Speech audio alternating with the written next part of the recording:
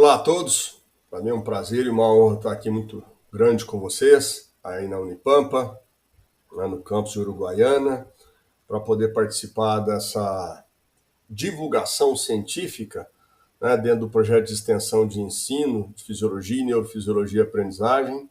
Né, e para mim é uma honra muito grande poder estar conversando com vocês hoje sobre o tema efeitos do estresse mental na aprendizagem. E talvez, né, para mim, como é extremamente importante, eu vou abordar muito dentro desse estresse mental a redução do nosso tempo total de sono. Ou seja, o quanto que dormir menos, né, nos altera, né, o nosso estado cognitivo, de aprendizado, né, nos deixa mais nervoso, nos transforma numa pessoa mais estressada. Durante o período em que nós dormimos, nós temos duas fases ou dois estágios que são extremamente importantes para nós. A primeira delas é o sono delta, né, que vem dentro do sono não REM, ou sono 3, ou sono profundo. Né? E essa parte do sono, ou essa fase do sono, ela é muito importante para que nós consigamos nos recuperar em todos os nossos aspectos físicos. É nessa fase do sono que nós liberamos o GH, o hormônio do crescimento, e é nessa fase do sono que nós vamos nos recuperar do desgaste físico, do processo de academia, seja do que fizermos, que tenha um grande desgaste físico. E aí nós também temos a fase do sono REM, né, que vem do inglês de Rapid Eye Movements, né, ou movimentos oculares rápidos. Durante essa fase nós temos uma atonia muscular, nós ligamos a nossa musculatura, mas ao mesmo tempo você tem um aumento da frequência cardíaca, um aumento da pressão arterial cerebral, e é nesse momento que você tem os movimentos oculares, mas principalmente, né, é nessa fase do sono que você consolida a memória. Então todo o nosso processo de consolidação de memória, todo o nosso processo, não exclusivamente a consolidação, né, mas participa efetivamente nesse processo, mas o sono REM ele é muito importante para o nosso equilíbrio cognitivo e mental. À medida que o nosso mundo foi evoluindo, né, o nosso tempo, a nossa média de tempo total de sono na década de 70 era por volta de 7 horas e 40, média da população. E aí nós, professores, a imprensa, acabamos arredondando isso para 8 horas. E sempre falando para as pessoas, você tem que dormir 8 horas, durma 8 horas. Mas é porque existe uma média populacional próxima a 7 horas e 40. No entanto, nós temos pessoas que nós chamamos de curto-dormidoras, que são pessoas que biologicamente, geneticamente, necessitam dormir menos que 6 horas e meia. Elas dormem 6 horas, 5 horas e meia, 5 horas, estão muito bem no dia seguinte. Como também nós temos pessoas que são longo-dormidoras. Nós temos pessoas que gostam de dormir 9 horas e meia, 10 horas e meia, né, até 12 horas. Isso também é genético. Não significa que o longo dormidor que gosta de dormir mais do que 9 horas e meia seja uma pessoa preguiçosa, porque não é, isso é genético. Como também não significa que o curto dormidor seja uma pessoa ansiosa. São características biológicas, genéticas, inatas, né, que vão sendo transmitidas de pai para filho e que isso vai se perpetuando. Didaticamente falando, nós temos aí 15% da população para cada lado. Tá? É um pouco variado isso, mas de uma forma didática seria assim. Mas 70% da população gosta de dormir entre 6 horas e meia até 9 horas e meia. Na média aí, né, próximo a 7 horas e 40, 8 horas. Mas à medida que o tempo vem passando, né, a sociedade vem evoluindo, um dos grandes prejuízos que nós temos tido é a redução do nosso tempo total de sono. Então a nossa população, em média, a população mundial, tem dormido cada vez mais. Isso, o que era 7 horas e 40 passou para 7 horas e 30, depois para 7 horas e 20, 10, e hoje nós chegamos em alguns países a dormir uma média menor que 6 horas e 50. Isso é péssimo para a nossa recuperação, seja ela qual for. Se dormir não fosse tão importante, o nosso organismo não exigiria de nós que nós dormíssemos 1/3 de nossas vidas. Ou seja, ele não seria tolo, né, para não falar uma outra palavra, ele não seria inábil de exigir que eu durma 1/3 da minha vida se eu não precisasse. Então, ficar sem dormir ou não dormir o tempo necessário para a sua recuperação é uma péssima estratégia. É uma estratégia muito ruim que começa a te prejudicar não só no aspecto físico, mas cognitivo e mental. Então, diminuir a carga da sua bateria, se você dá uma carga total, você dormiu aí didaticamente 8 horas. Ah, mas eu dormi pouco, eu dormi só 6 horas, só 5 horas, porque eu tive que levantar mais cedo, tenho que viajar, hoje o trabalho começou mais cedo, você começa a ficar prejudicado. E o efeito agudo de dormir pouco de uma noite para outra é o que nós chamamos, e é o que a gente observa, de mau humor. Ou seja, eu não dormi bem de ontem para hoje porque meu filho acordou muito, porque eu tive um problema de barulho. No dia seguinte você está mal-humorado. Né? Já a médio prazo, o que nós temos é uma perda de memória, um déficit no aprendizado, você começa a não se lembrar tão bem das coisas quanto se lembrava antes, como também você fica muito cansado. Você para num semáforo, né, num sinal de trânsito, você começa a cochilar no sinal de trânsito, você vai para uma aula, para uma reunião, você começa a cochilar naquela reunião, né? Você não resiste mais, né, a períodos de monotonia. E isso é um problema seríssimo. Né? É um problema sério para os trabalhadores por turno, os trabalhadores noturnos, para as pessoas que trabalham em horários diferentes, como médico, bombeiro, enfermeiro, motoristas, policiais, né? Todas as populações, né? Todas as categorias profissionais que trabalham à noite ou por turnos sofrem muito com isso.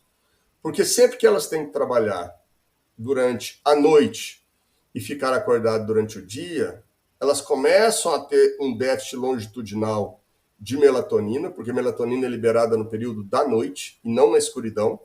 Então não adianta eu entrar no quarto. Não adianta eu entrar no quarto e fechar as janelas e achar que eu vou ter melatonina durante o dia, porque eu não tenho. Entendendo que a informação visual que chega do ciclo claro e escuro informa um núcleozinho que eu tenho no cérebro, que é chamado núcleo supraquiasmático. E esse núcleo supraquiasmático, mesmo entendendo que nós temos outros relógios biológicos, é o nosso grande orquestrador, né? Seria o grande relógio biológico, e ele antecipa as nossas atividades. E como antecipatório, ele sabe que você está dormindo no período do dia, né? E com isso não auxilia, né? Não faz com que nós tenhamos liberação de melatonina no período do dia. Até podemos ter a liberação no período do dia, mas você não tem pico de melatonina, você não consegue aproveitar todos os benefícios que você teria nesse momento. Com isso, né, dessa forma, um aspecto extremamente importante para que a gente comece a entender é que se eu durmo somente, se eu sou um sujeito indiferente, gosto de dormir próximo a 8 horas, tá? E durmo só 5 horas durante 7 noites, eu tenho uma queda de 10 a 15% na secreção de testosterona. Isso faz com que, num período muito curto, de uma semana, eu tenha uma queda no meu rendimento físico. Eu tenho uma queda no meu patamar de força. Então, os atletas que vão fazer competições em outros países e que fazem viagens transmeridionais e sofrem de jet lag, porque 15% da população não tem nenhum problema com jet lag, mas os outros 85% têm, vão somar a fadiga da viagem e jet lag. E com isso, você vai ter uma perda de força e a possibilidade do seu rendimento esportivo ser menor durante a competição é muito alta. Porque depois, quando você se adaptar ao padrão de claro e escuro da região que você foi, você não vai ter tempo para recuperar essa perda de força. Então, isso para um atleta, para uma pessoa que precisa de uma atividade muito essencial, é fundamental. Tá? E aí um aspecto muito importante é que a longo prazo, esse déficit de melatonina faz com que eu tenha uma redução do meu sistema imunológico. E tendo a redução do meu sistema imunológico, eu acabo tendo um problema muito mais sério a longo prazo. Hoje nós temos diversos estudos mostrando que trabalhadores que desenvolvem suas atividades profissionais no período da noite ou por turno, depois que se aposentam, lá na frente, né, estão tendo uma alta incidência e frequência de câncer, ou seja, um déficit imunológico. E isso, a maior suspeita, a maior hipótese para tudo isso, que já tem alguns artigos publicados, é o déficit de melatonina ao longo da vida, porque essa pessoa dorme durante o dia, no momento em que eu não tenho pico de melatonina, e fica acordada à noite, não utilizando, né, e não dando sequência ao pico e à secreção que deveria ter de melatonina. Então, isso para o nosso organismo é péssimo. Né? O estresse mental em decorrência da privação e da restrição do sono ou do débito de sono crônico é muito ruim. É só pegar uma pessoa que tem algum distúrbio do sono, como a apneia do sono, insônia, chuta as pernas enquanto dorme, a síndrome das pernas inquietas ou a síndrome dos movimentos periódicos das pernas, você vai ver que essas pessoas são pessoas mais irritadas, pessoas que dormem menos, pessoas que estão mais suscetíveis a doenças, pessoas que ficam mais gripadas e pessoas que têm um estresse mental, um nível de aprendizado pior. Então, o sono como um todo, ele é extremamente importante para toda essa organização e esse equilíbrio físico e mental e lógico na aprendizado que nós temos. Com isso, 2 estudos nossos que foram muito importantes. Um mostrou, do Murilo, do Marcos Mônico, né, de toda a equipe, mostrou que ficar sem ficar sem dormir faz com que eu tenha atrofia muscular. Eu perco músculo. Né? E o outro, que é o trabalho da Franciele, que foi minha aluna de pós-doutorado, mostrou que médicos, enfermeiros, trabalhadores por turno, que nós vacinamos esses trabalhadores, a vacina não titulou. Ou seja, as pessoas que trabalham por turno e trabalham à noite têm um déficit muito grande na titulação de vacinas e o que se tem que fazer com esses trabalhadores é reforço vacinal. Com isso, né, a expectativa é que, por exemplo, para a Covid agora, esses trabalhadores se vacinem ou tenham mais reforço vacinal. Um outro trabalho da Sandra mostrou que curto e longos dormidores, né, quando colocado em condição de restrição de sono, fazem com que esses extremos sofram muito. Eles sofrem mais, eles têm mais prejuízo do que os indiferentes. Então, os extremos são pessoas que sofrem muito, como o gordo, o magro, o alto, o baixo, o curto e o longo dormidor também tem. Então, nós temos que entender, dentro de um processo maior, que o nosso organismo, né, necessita do tempo total de sono que ele precisa. Esse tempo total de sono ele é individual, pode ser curto dormidor, indiferente ou longo dormidor, mas eu tenho que respeitar o tempo total de sono que eu preciso para que eu tenha uma saúde mental adequada, uma saúde física adequada, mas, acima de tudo, né, ser uma pessoa equilibrada com um bom processo de aprendizado.